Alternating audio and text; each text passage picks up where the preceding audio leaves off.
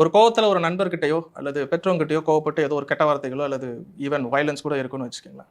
ஆனா மறுநாள் காலையில எந்திரிச்சு வந்து பார்த்தீங்கன்னா, சாரின்னு கேட்பாங்க. ஸோ இது எப்போ அது என்ன ஆகும் அப்படின்னா, கொஞ்சம் நேரம் கழிச்சு சில பேருக்கு வந்து பார்த்தீங்கன்னா, அந்த இன்டெலிஜென்ஸ் ஒர்க் ஆகும்போது, அவங்களுக்கு அது ஒரு பெரிய கில்ட் கான்ஷியஸா வந்துரும். அந்த நேரத்துக்கு நம்ம வந்து கொஞ்சம் உஷாரா இருந்திருக்கணும்.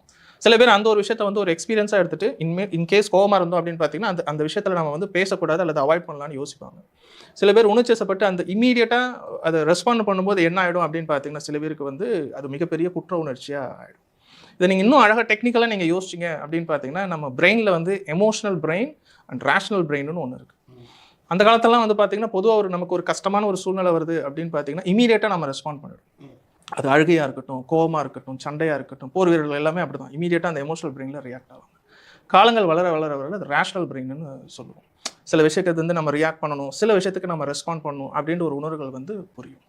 இந்த யாரெல்லாம் இம்மீடியட்டா கோவப்படுறாங்களோ